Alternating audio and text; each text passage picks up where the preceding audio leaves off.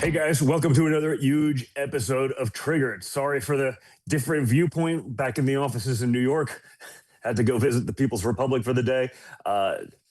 Shockingly, after living here for like 44 years, don't miss it at all, but sometimes you do have to get up there. So hope everyone's doing incredibly well. Hope you all had a wonderful and lovely weekend and Mother's Day. I know I did because basically I got to play with my kids for a little bit and then didn't have to do anything else. So obviously a lot to get into right now. Okay. Democrats now want to force the Virginia Supreme Court into early retirement after getting ruled, basically, after getting ruled against and having a ruling that they don't like. And after their redistricting scheme seems to have backfired, let's call it bigly or in a spectacular fashion. So much for the norms. Remember how they like to lecture us about the norms? Let's just force justices into retirement instead, right? So we're going to get into all of that and much, much more shortly. Guys, make sure you're liking, sharing, and subscribing, okay? It's so easy. Just hit the like button. Do that right now, okay? At the end of the show, share it with your friends so you don't have to log off. But liking it takes no time whatsoever. We can get it out there. We can beat the algorithm. Share it when we're done. Subscribe so you never miss one of these major episodes. If you do miss the show here on Rumble, go over to Apple, go over to Spotify podcasts, and you can catch it there. If your friends get their podcast that way, make sure they're aware and let them get it that way as well. Okay. Again, it's you guys who get this information out there. Okay. The information exists. There's just very few people who will actually deliver it to you. I hope I'm one of those guys. Help me out. Let's get it to everyone. Okay. For all of the top headlines that we cover here on the show, go over and check out my news app, MXM News, like minute by minute, MXM, where you can get the mainstream news without the mainstream bias. And of course, don't forget about our brave sponsors for having the guts to support this program. Invest in the next generation with Y Refi and be a part of the solution for millions of Americans. With Y Refi, you're helping borrowers while investing in the future. Y Refi offers accredited investors fixed rate returns backed by private student loans. Choose a term from 1 to 5 years. Take your monthly interest as income or reinvest it. Totally your choice. To learn more, preview the private placement memo for complete details and call 877-80-INVEST. That's 877-80-INVEST. Now, sponsors like All Family Pharmacy. After everything we saw during COVID and the cover-up, saying we have trust issues with the so-called experts is probably an understatement, guys. They used pressure, lies, red tape to block access to medications that were once easy to get. That can't happen again. And with All Family Pharmacy, it won't. All Family Pharmacy is redefining healthcare. No waiting rooms, no delays, no insurance games. Just direct access to over 200 trusted medications, including ivermectin, hydroxychloroquine, antibiotics, emergency kits, and so much more. You can customize your order, have it shipped straight to your door. So go to allfamilypharmacy.com/DONJR, Don Jr., allfamilypharmacy.com/Don Jr., and use promo code DonJr20, DONJR20, for 20% off of your first order. Again, that's allfamilypharmacy.com/Don Jr., or use promo code DonJr20 for 20% off at checkout. So with that, guys, let's get into all of it. And I actually want to start with something my father said this weekend because it really gets to the heart of everything that he's doing. He was asked a very simple question.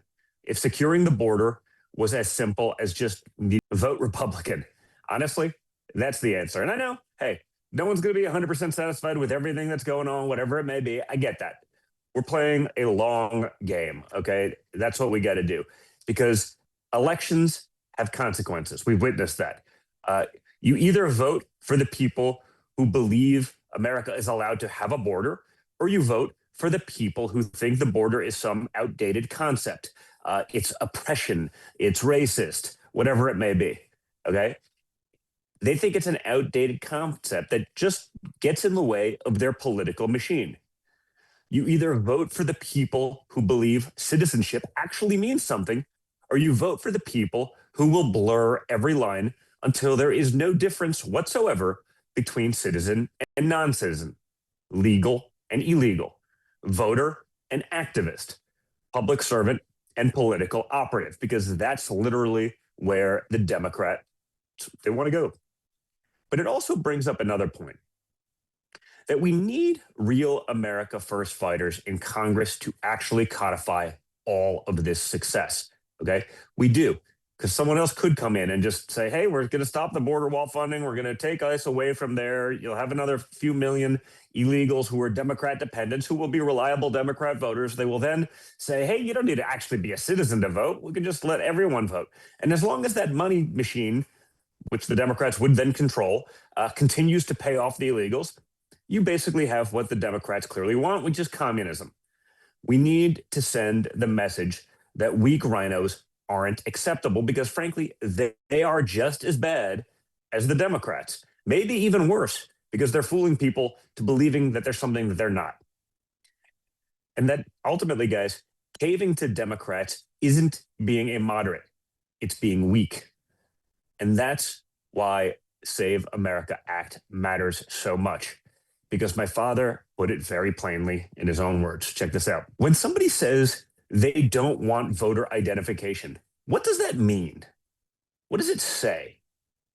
It means they want to cheat. Maybe Democrats should spend, 5 minutes explaining why every normal country on earth can figure out voter ID. In fact, they require it. Why you need an ID to fly, to buy alcohol, to open a bank account, to pick up tickets, to walk into some office buildings. Frankly, most of them. I'm literally in New York today, and I'm going to have to show my ID to get into like 2 or 3 buildings that I have for meetings, just to get in. But somehow, the most sacred act in a republic, voting, has to run on some bizarre fake honor system? It's ludicrous. Democrats pretend this is about access. It's not about access. It's about control. Just like with radical gerrymandering. It's not about voting rights. It's about their ability to distort our elections and ultimately grab power.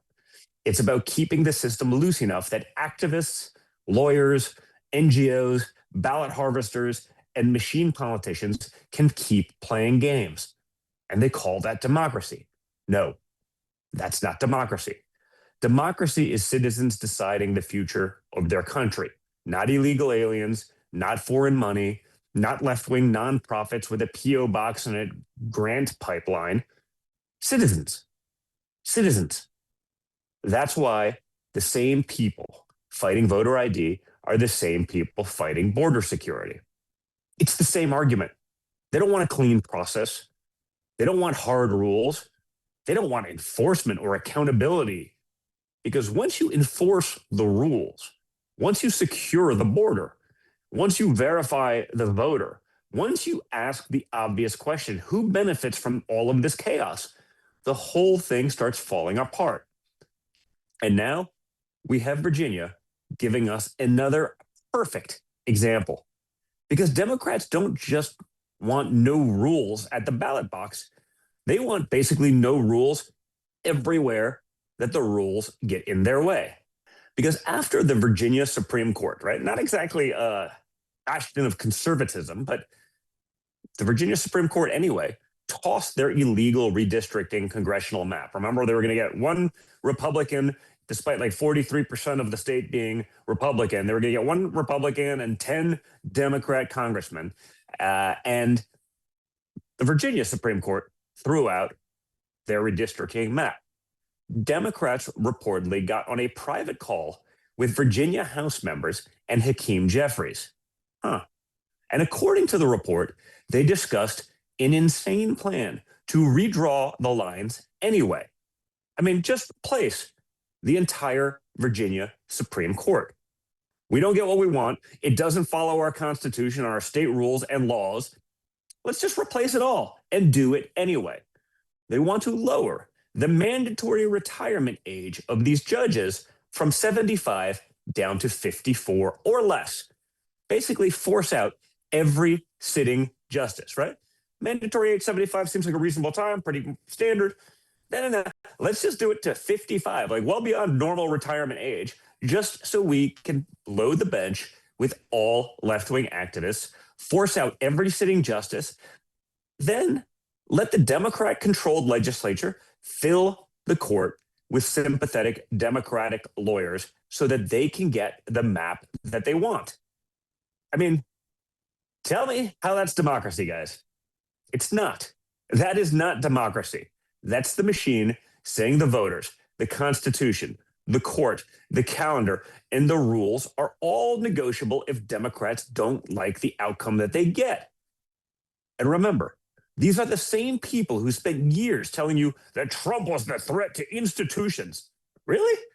Because I would think when a court stops them from grabbing a more favorable map, their brainstorm isn't like, okay, well, maybe we just got to work harder. Their brainstorm is, what if we just get rid of the court? Sound familiar? You know how they want to jack up the United States Supreme Court? You know how they just want to get rid of everyone that they can and or just load it so heavily that they can have a majority and have their activist judges do what activist judges do and give the Democrats everything they want. It's the same thing every time, guys. The mask is off. Honestly, just like it's always been. Democracy to them means that they win every time. Okay? We've all seen this. We've watched it for years. We've understood it, but now it's so flagrant. It's so in your face, even they can't hide from it.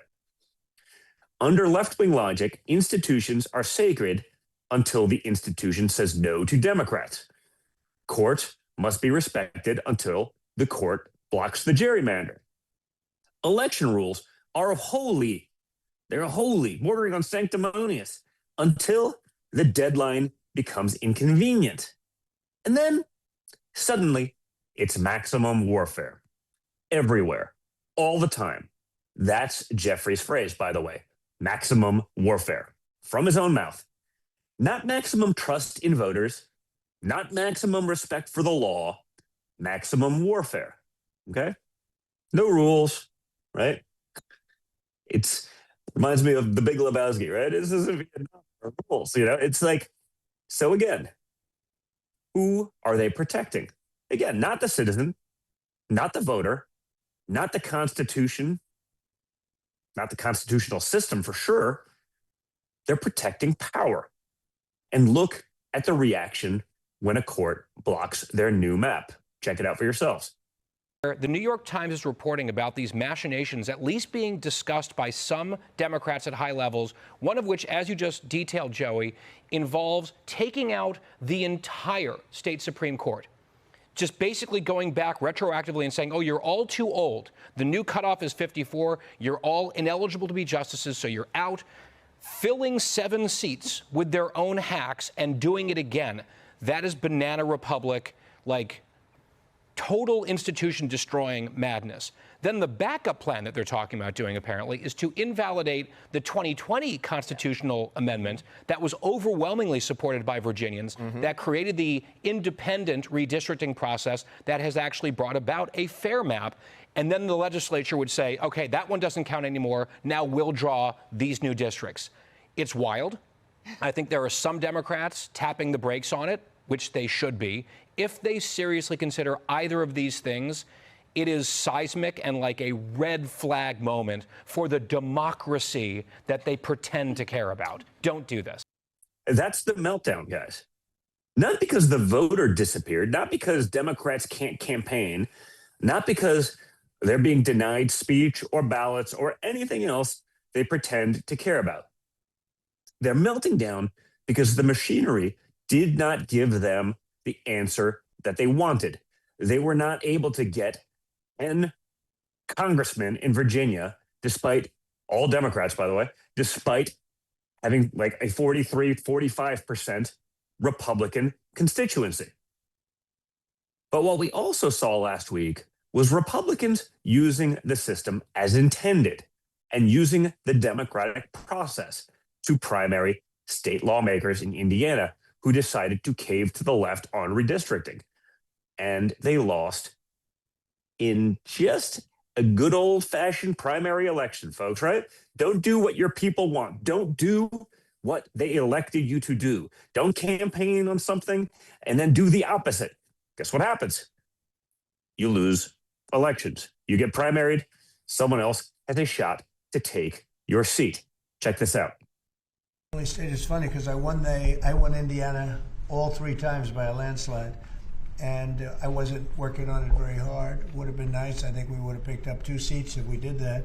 You had one gentleman, the head of the Senate, I guess, Bray, whatever his name is. I heard he was against it. He'll probably lose his next primary, whatever that is. I hope he does, but because he's done a tremendous disservice. I mean, think of it. It's a great place. I love the people there. They love me. You know, we won in a landslide all 3 times. Got tremendous votes. I got record votes. And then there's no reason for doing that. And the Democrats do it to us, so I can't imagine that they do it. But I wasn't very much involved. But there's a man named Bray, as I guess, head of the Senate. Was that Bray? Is that the name, Bray? I mean, I'm sure that whenever his primary is, it's, I think, in 2 years, but I'm sure he'll go down. He'll go down. I'll certainly support anybody that wants to go against him. Mr. President, if I could ask you briefly about it. So the message is pretty clear. Fight for the map. Fight for the voters. Fight for the rules. Because Democrats are not taking a day off. They play a much different game than us, guys. I've said this a billion times, okay? Anyone who's watched this show has heard it. We have been playing T-ball for generations while they play hardball, okay? There's a reason that the entire Northeast, basically, has 0 Republican representation, okay? Like, essentially. If it has any, I'm not aware of them, okay? And all of New England, despite being, like, again, mid-high 40s, depending on the state, Republican. No representatives, because they draw the maps in their Swiss cheese kind of way and just add in whatever they want. They've been doing this forever. When we fight back, all of a sudden, oh my God, the meltdowns exist. If you want to see these meltdown politics in real time, look at Tennessee. Representative Justin Pearson on stage, completely losing his mind. And guys, this is not AI. This is real life. Check this out.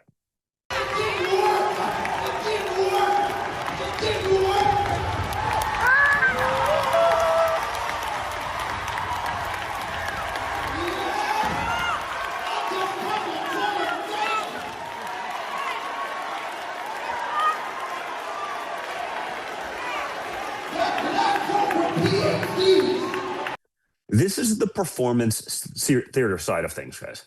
This is the performance theater side of the left. It's not persuasion. It's not leadership. It's emotional theater.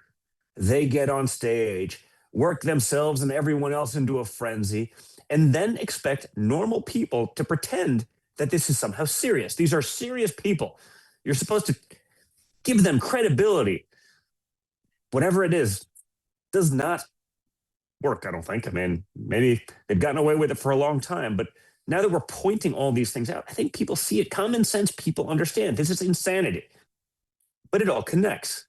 When the rules don't go their way, meltdown. When the map doesn't go their way, meltdown. When voters don't go their way, meltdown. When someone asks for basic law and order, meltdown. And it's on every issue. Crime, immigration, elections, you name it. Of course, you can't make sense out of that political movement that sees a criminal, illegal alien sitting in jail and says, how do we get him back on the streets? How do we make that happen? I mean, man, we got to come up with some sort of excuse because, again, maybe he'll become a Democrat voter one day. It doesn't matter if he's stealing, committing fraud, murdering, raping. You know, we got to make sure if he can be a voter, he's still useful to us at the expense of good, hardworking, ordinary, tax-paying Americans. You can't make sense out of a movement that sees ICE trying to remove a dangerous person and says, actually, guys, the real problem is the ICE agent. You can't make sense out of politicians who release criminals, ignore detainers, refuse cooperation, and then send condolences after somebody gets hurt or in most cases, just totally not even acknowledge the murder and the mayhem. At some point, the condolences stop actually meaning anything because we know these guys. They never meant anything. They're just checking a box. Because if you keep creating the conditions for crime and corruption, if you keep protecting the person who should not be here, if you keep blocking the agency trying to remove him, then you're not surprised by the tragedy. You're part of the machinery that made the tragedy possible. It's the very same thing on every issue. And also yesterday, DHS honored Angel moms, mothers who lost children to crimes that were completely preventable. Birthdays, holidays, Mother's Days have never been the same. Not a celebration for me anymore. You see, I buried my son a week before Mother's Day. I will never heal from this loss. My baby should be here. She has no reason not to be. She left behind a mother who loved her. We've lost everything. He was my only child. I don't want any other parent to live the nightmare that I am living. We're just asking to get rid of the criminals who hurt our family. Trump administration has given us hope. With President Trump, when I first met him personally, he told me, your son did not die in vain. He wouldn't let it stand the way it was because it just wasn't right. He did something about it. Promises made, promises kept. Thank you, President Trump. And every time I see him, he calls me Dom's mom and talks about Dominic. And in my life, I never imagined the world leader, the toughest guy, ever know Dominic's name and story. And so I will continue this activism, whatever you call it, talking about him, who wants to hear about it or who doesn't, until I get to hug him again.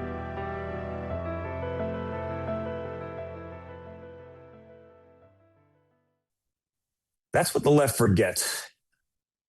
They want you to forget. They want these stories to vanish and disappear. They want the victims to be inconvenient. They want the families to be quiet. Shut up and deal with it. They want the moms who lost their children to just shut up and go away. And the only reason their stories become political is because Democrats made enforcement political. They turned the open borders into a political slogan. They turned sanctuary policies into virtue signals. They turned deportations into some sort of moral crisis. And then when Americans get killed, they say, please don't politicize this. No, we're going to. We're going to talk about it. We're going to say their names. We're going to ask why it happened. And we're going to make you answer the same questions. Do it every day. Ask them. Get them to go on the record and explain why they continue to support this insanity. We're going to ask who released the criminals. We're going to ask who blocked the detainer. We're going to ask who funded the legal defense network. We're going to ask who created the sanctuary policy. Because it was all the Democrats. Protect the citizen. Remove the criminal. Enforce the law. That should not be controversial in a serious country. But apparently, it's controversial to Democrats. Again, who are they protecting? Because it's not the family getting robbed. It's not the police officer trying to solve a case. It's certainly not the mother walking through a parking lot with her kids. It's not the small business owner getting cleaned out by repeat offenders. It's not the American citizens, and it never is. And we're seeing this outrage against failed left-wing leadership in the mayor's race in Los Angeles, where Spencer Pratt is actually surging. And his campaign is centered around one thing: common sense public safety. Okay? It's not that hard, guys. Check this out.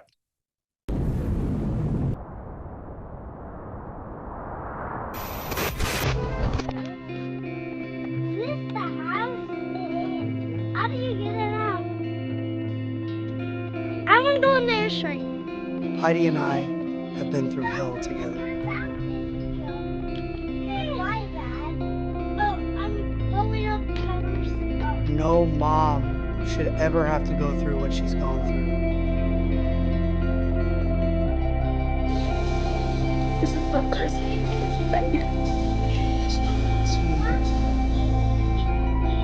Hummingbird! 3! See him right there? This was where your bedroom was. Remember? This was Mommy's room. Are you okay? No. I think that they're trying to have a good attitude about it, but I did see Gunner like almost crying up there, but they're so happy to be home too.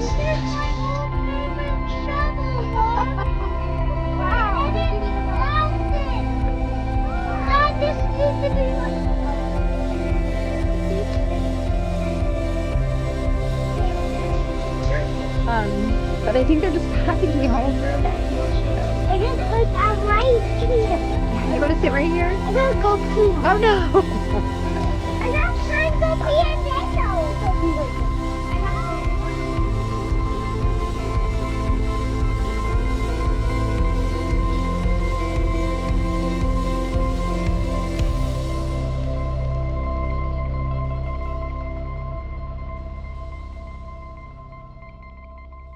I am constantly in awe of Heidi. She's the most incredible mom to our boys.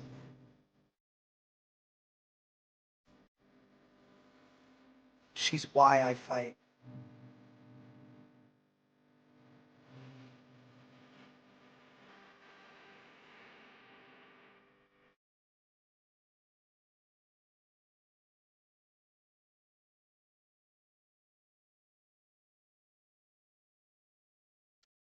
This is why Americans are so tired of the lectures, the sanctimony, because people know what safety actually feels like. A lot of them lived it for a long period of time, but they've watched it disappear. They know what order feels like. They know what it means when a city is actually working, when police are allowed to do their jobs, when criminals know that there are consequences, when the border is secure, when government is on the side of the people who actually follow the law. And they know what it feels like when all of that gets taken away from them in an instant. They've lived it. They've watched it happen in city after city, year after year. Under the left, law enforcement was demonized, defunded, second-guessed, investigated, smeared, and treated like the enemy. Under Trump, law enforcement is backed. Not blindly, not stupidly, but backed in the basic sense that civilization requires it to be. Because if you want safe streets, someone has to arrest the criminals. If you want kids protected, someone has to hunt the predators down. If you want terrorists stopped, someone has to find them before they act. And if you want cartels crushed, someone has to kick in the doors. The mission is not to protect the reputation of Washington. Okay? The mission is not to protect the narrative. It's not to protect the bureaucrat. The mission is to protect Americans. And once you apply that same principle overseas, the whole world changes too. Because for years, Washington foreign policy was built around apology, weakness, managing decline, endless processes, and the experts who were wrong on just about everything, but somehow kept getting promoted. That doesn't work anymore. Now, America is back in the business of counterterrorism. Check out Seb Gorka. Well, I can put it in the context of what the president did just on Wednesday this week, which was the formalization, the signing of his brand new U.S. counterterrorism strategy. On day 8 of the administration, he signed the first executive action that would kill a senior ISIS leader. Since then, our incredible war fighters and intelligence community operatives have managed to neutralize more than 820 jihadis across the world. We are back in the business of counterterrorism, Chris. So that applies doubly to the greatest state sponsor of terrorism, which is Iran. So we are leading from the front under the commander-in-chief, President Trump, and we are just a very hard target. We know they have an intent to do us harm. We've seen that. We've seen the plotting. We've seen the attempts to exact revenge for the killing of Qasem Soleimani, but we will brook no compromise as the new CT strategy evinces. Any one of your viewers can read it right now on the White House website. Okay. Your former boss, Joe Kent, quit as director of the National Counterterrorism Center over what he says were his objections. No. Hang on. Do not commit fake news. Okay. Joe Kent was never my boss and never will be. And finally, guys, because yesterday was Mother's Day. And I want to talk about another piece of the America First agenda that actually matters to families. The White House highlighted the Trump accounts. Okay, check this one out. To help American families and mothers, we passed a great, big, beautiful bill, the largest tax cuts in American history.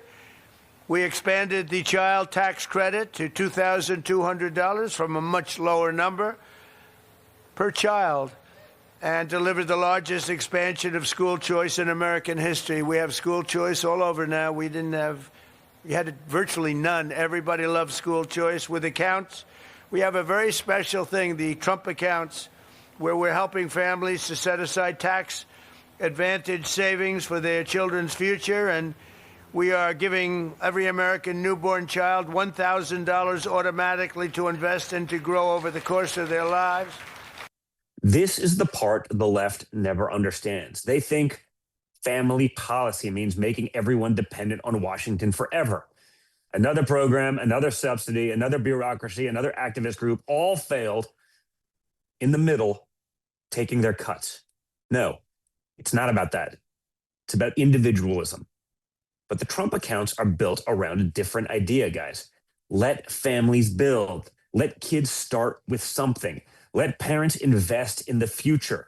Let Americans have home ownership, because independence is the real threat to the left. A family that owns something is harder to control. A worker with savings is harder to scare. A citizen with a secure community is harder to manipulate. A country with a real border is harder to flood. A justice system that punishes criminals is harder to corrupt. And that's why all these stories connect. Redistricting, the Save America Act, the border, angel moms, FBI predator takedowns, Trump accounts, they all come back to the same basic question. Who is the system for? Is it for Americans, or is it for the people who profit when Americans are weaker, poorer, less safe, and more dependent and more afraid? Our answer is clear. The country is for its citizens.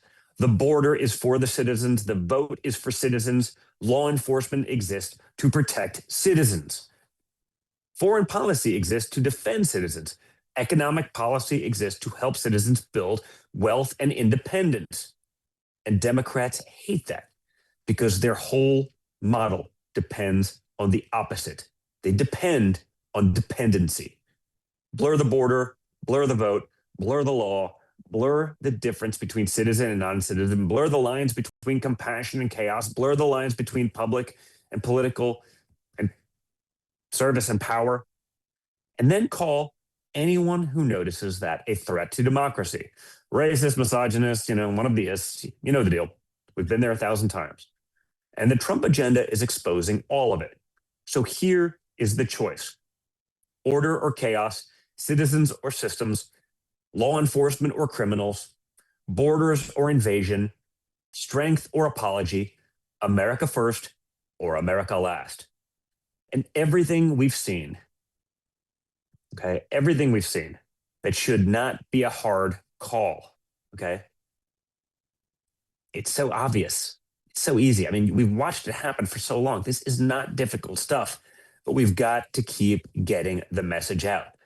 Make sure people get it and understand the stakes, because we've got to make it count. So guys, thanks so much for tuning in. make sure you're liking, sharing, subscribing. Okay, it takes 2 seconds. Hit the like button right now. Share this with 10, 20, 30, 50, 2,000 of your friends. Share it on social media.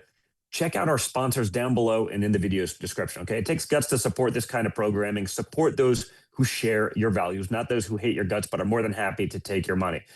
Okay, do that. Download the Rumble app so you never miss one of these episodes. Check us out on Apple and Spotify, or if your friends get their podcast that way, make sure they are aware. And remember, guys, always stay strong, stay informed, stay engaged, and always stay a little bit triggered. Thanks a lot, guys. I'll talk to you all again on Thursday. You have a great week, and I'll see you soon.